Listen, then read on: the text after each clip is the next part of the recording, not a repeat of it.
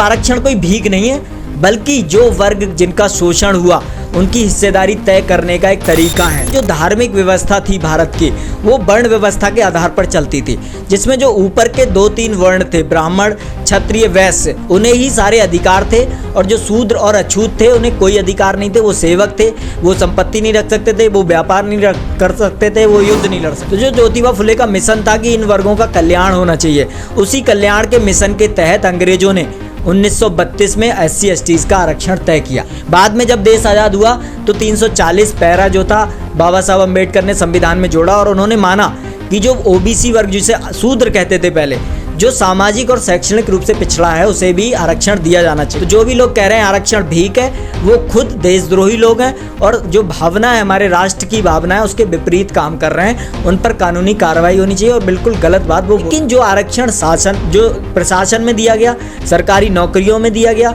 उस जो शैक्षणिक संस्थानों में आरक्षण दिया गया, उस आरक्षण पे कोई समय सीमा नहीं थी। जबकि जो लोग झूठ फैलाते हैं, जो तथाकथित लोग, वो क्या कहते हैं, नौकरियों में 10 वर्ष के लिए था, तो ये बहुत बड़ा झूठ है और दुष्प्रचार है।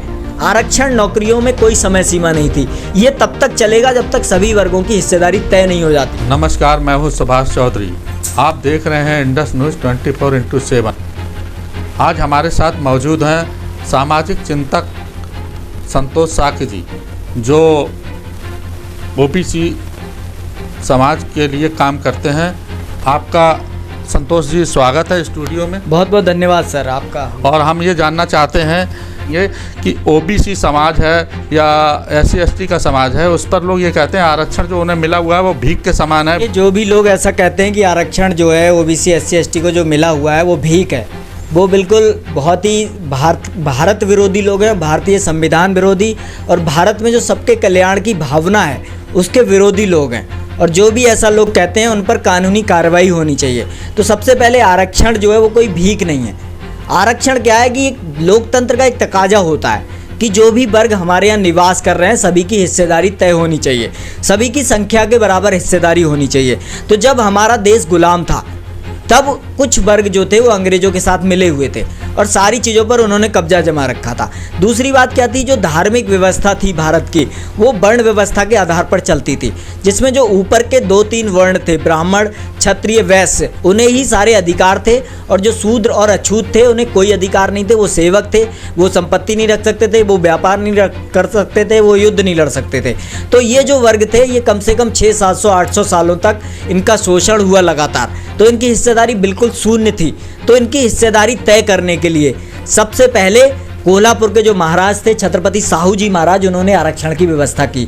उन्होंने अपनी रियासत में 50% आरक्षण इन वर्गों के लिए, जो कमज़ोर वर्ग थे, उनके लिए सुनिश्चित किया। बाद में जब बाबा साहब अम्बेडकर आए, और बाबा साहब अम्बेडकर, आपको पता है कितनी कठिनाई से उन्होंने पढ़ाई की थी, और कितनी कठिनाई से उन्होंने अपनी पढ़ाई पूरी की थी, और वो जानते थे कितना उन्होंने जाति का दंश झेला था। तो उन्होंने अंग्रेज़ों के सामने अपनी बात रखी। वो बात जो छत्रपति साहू जी महाराज ने, वो बात ज्योतिबा फुले से ली थी। तो जो ज्योतिबा फुले का मिशन था कि इन वर्गों का कल्याण होना चाहिए, उसी कल्याण के मिशन के तहत अंग्रेजों ने 1932 में SC/ST का आरक्षण तय किया, अर्थात उन्हें हिस्सेदारी देने की बात कही।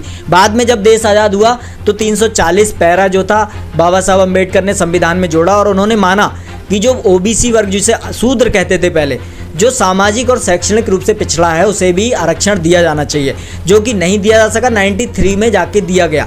तो आरक्षण कोई भीख नहीं है, बल्कि जो वर्ग जिनका शोषण हुआ उनकी हिस्सेदारी तय करने का एक तरीका है। और लोकतंत्र में सभी की हिस्सेदारी होनी चाहिए, और सभी वर्गों को रोजगार करने, सभी वर्गों को अपना पढ़ाई करने का अधिकार है, और हर वर्ग के लोग तंत्र से प्रशासन में आ सकें, और हर वर्ग के लोग अपनी पढ़ाई कर सकें, इसके लिए एक व्यवस्था की गई है। आरक्षण कोई विशेषाधिकार नहीं है, बल्कि जो उनके साथ शोषण हुआ था उसका उपचार है। तो जो भी लोग कह रहे हैं आरक्षण भीख है, वो खुद देशद्रोही लोग हैं, और जो भावना है, हमारे राष्ट्र की भावना है, उसके विपरीत काम कर रहे हैं। उन पर कानूनी कार्रवाई होनी चाहिए, और बिल्कुल गलत बात वो बोल रहे हैं। संतोष जी, लोगों में ये धारणा है कि आरक्षण संविधान में 10 वर्ष के लिए व्यवस्था की गई थी, ये आगे क्यों हो रहा है, आरक्षण लागू है, इस पर आप क्या कहेंगे? जैसे पहली बात आपने कही कि जो अनारक्षित वर्ग है वो क्या कहता है कि आरक्षण भीख है, अर्थात वो नहीं चाहता, जिसकी हिस्सेदारी, जिसका कब्जा है पूरे सिस्टम पर, जो 60 से 70% जिसके अधिकारी हैं, 50% से ज़्यादा जिसके कर्मचारी हैं और 50% जो सामान्य सीटें उन पर लगातार उसका कब्जा है, तो उससे ज़्यादा उसका कब्जा है, वो धन संपत्ति पे उसका कब्जा है। तो वो लोग क्या कहते हैं कि आरक्षण भीख है। दूसरी बात जो आपने बताई कि वो क्या कहते हैं कि आरक्षण 10 वर्ष के लिए दिया गया था, तो ये बहुत बड़ा झूठ है। भारतीय संविधान में जो 10 वर्ष के आरक्षण की व्यवस्था थी वो राजनीतिक आरक्षण की थी। राजनीतिक आरक्षण अर्थात जो सांसद और विधायक और जो चुन के आते हैं उनके आरक्षण की व्यवस्था 10 वर्ष के लिए की गई थी। बाबा साहब अम्बेडकर ने कहा था कि 10 वर्ष तक इनके प्रतिनिधि जो है आरक्षित वर्ग से चुन के आए, 10 वर्ष बाद इसकी ज़रूरत नहीं रहेगी। लेकिन जो आरक्षण जो प्रशासन में दिया गया, सरकारी नौकरियों में दिया गया, उस जो शैक्षणिक संस्थानों में आरक्षण दिया गया, उस आरक्षण पे कोई समय सीमा नहीं थी। जबकि जो लोग झूठ फैलाते हैं, जो तथाकथित लोग, वो क्या कहते हैं नौकरियों में 10 वर्ष के लिए था, तो ये बहुत बड़ा झूठ है और दुष्प्रचार है। आरक्षण नौकरियों में कोई समय सीमा नहीं थी। ये तब तक चलेगा जब तक सभी वर्गों की हिस्सेदारी तय नहीं हो जाती। नौकरियों में, प्रशासन में, जो भी सरकारी विभाग हैं, अधिकारी हैं, उन सब में ये आरक्षण लंबे समय तक चलेगा।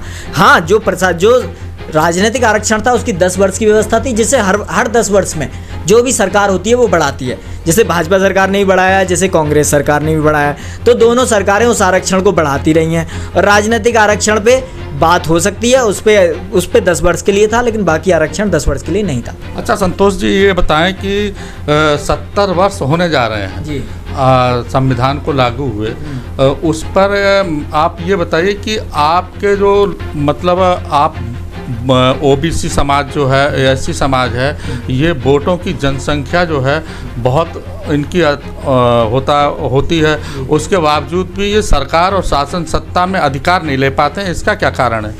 देखिए, आपने कहा कि इनकी संख्या बहुत ज़्यादा है और 70 वर्ष हो गए देश में और ये अपना अधिकार नहीं ले पाते हैं, तो आप समझ सकते हैं कि 70 वर्ष पहले इनकी क्या हालत रही होगी।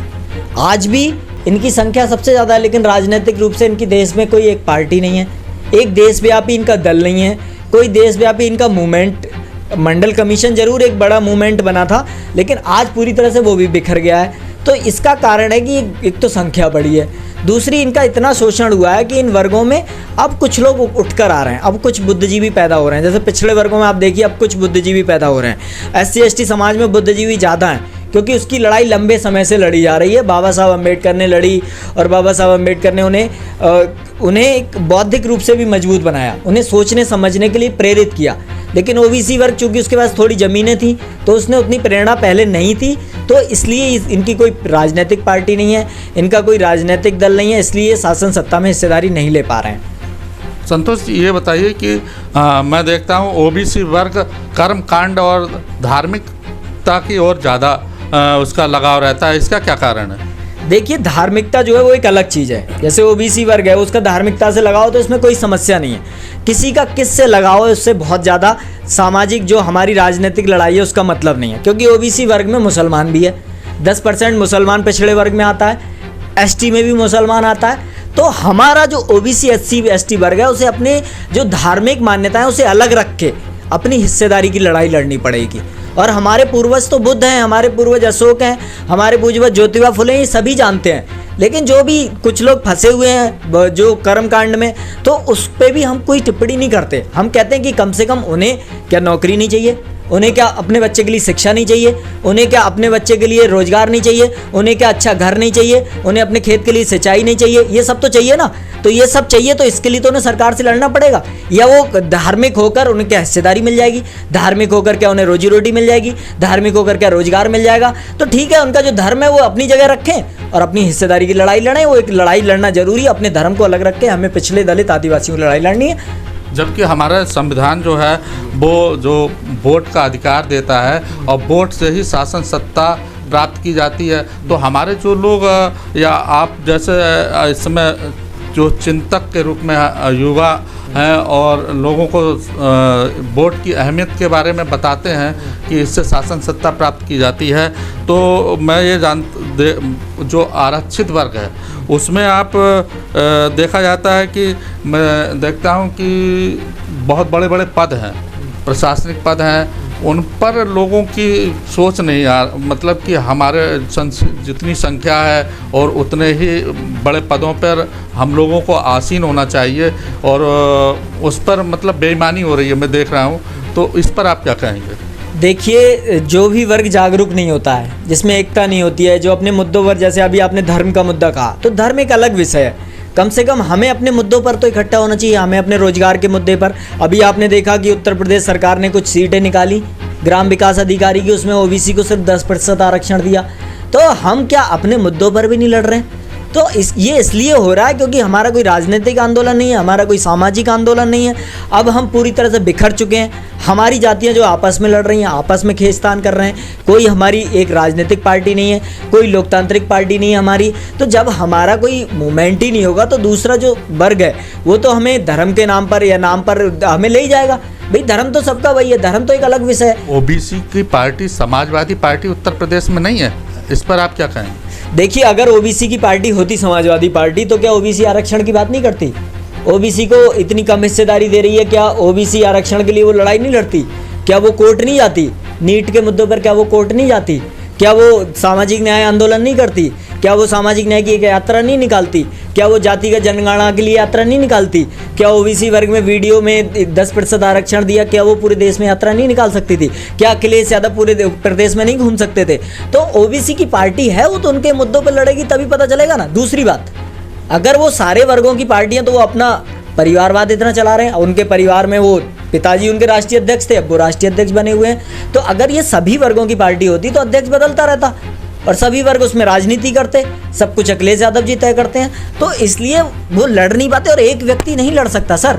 एक ही व्यक्ति सब कुछ करेगा तो कैसे लड़ लेगा? तो जब तक वो सभी वर्गों को समाहित नहीं करेंगे, अपना अध्यक्ष नहीं बदलेंगे, 4 बार चुनाव हार चुके हैं, तो अब उन्हें बदलना चाहिए, अपना पद छोड़ना चाहिए, जिम्मेदारी लेनी चाहिए। और पिछड़े की पार्टी हैं तो पिछड़े के मुद्दे पे लड़ें, पिछड़े के मुद्दे पे लड़ेंगे तो पिछड़े की पार्टी हो जाएंगे।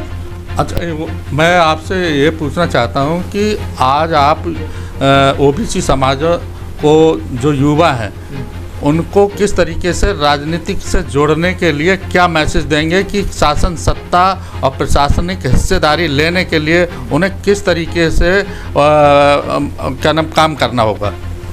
देखिए, अगर हमें अपनी हिस्सेदारी लेनी है तो सबसे पहले तो हमें अपना जो आरक्षित सीटें वो बचानी पड़ेंगी। अभी हमारी ओबीसी वर्ग की हिस्सेदारी उत्तर प्रदेश में 20% तय नहीं हो पाई है, और लगातार हमारी हिस्सेदारी को ख़त्म किया जा रहा है। चाहे वो मौजूदा सरकार हो, मौजूदा सरकार जो है हमें छात्रवृत्ति नहीं दी उसने। तो कम से कम हमें अपने मुद्दों पर लड़ना होगा। कोई भी सरकार हो, हमें उससे लड़ना पड़ेगा। अगर हमें अपने वर्ग के मुद्दों पर लड़ना है, हमें किसी सरकार से, किसी व्यक्ति से इम्पोर्टेंट नहीं है। जो भी दल हो सत्ता में हो, वो हमारी हिस्सेदारी दे, हमें वो बात करनी पड़ेगी। ओबीसी युवा को, ओबीसी नेताओं को, ओबीसी चिंतकों को, SC ST युवा को, SC ST चिंतकों को, SC वर्ग के जो भी जागरूक लोग हैं, सबको ये मांग करनी पड़ेगी कि सरकार किसी की भी हो, चाहे वो केंद्र में हो, चाहे वो राज्य में हो, कम से कम हम इतना एकजुट रहें कि हमारी हिस्सेदारी कोई ना खा सके। हमारी छात्रवृत्तियाँ हमारी आज खाई जा रही हैं, और आरक्षण का जो लोग विरोध करते हैं वो अनारक्षित वर्ग हैं, वो तो विरोध करेंगे ही। आपको देखना है कि आपकी हिस्सेदारी कैसे बचाएंगे, आप कैसे अपनी हिस्सेदारी तय करवाएंगे, कैसे आप उनसे लड़ेंगे।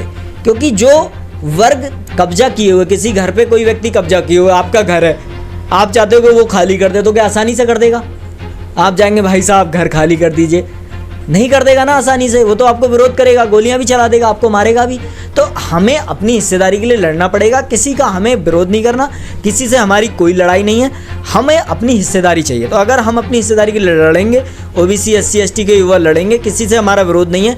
जो भी तथाकथित सवर्ण वर्ग हैं, अपर क्लास वर्ग हैं, वो अपनी हिस्सेदारी ले लें, हमें उनसे कोई लड़ाई नहीं है, हमारा उनसे कोई विरोध नहीं है। बस देश में हमारी हिस्सेदारी दे दें, हमारा कोई आपसे विरोध नहीं है। अगर वो इतना हम इस तरह से लड़ने लग जाएंगे तो हमारी हिस्सेदारी तय हो जाएगी, और हमारी किसी वर्ग से कोई लड़ाई नहीं, अपने वर्ग के लिए लड़ना चाहिए हमें।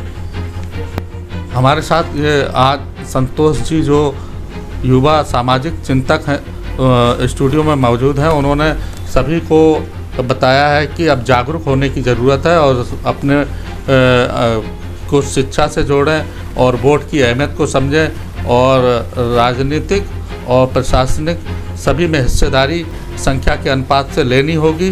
और इसके साथ ही मैं संतोष जी आपका बहुत बहुत धन्यवाद, आप हमारे स्टूडियो में आए।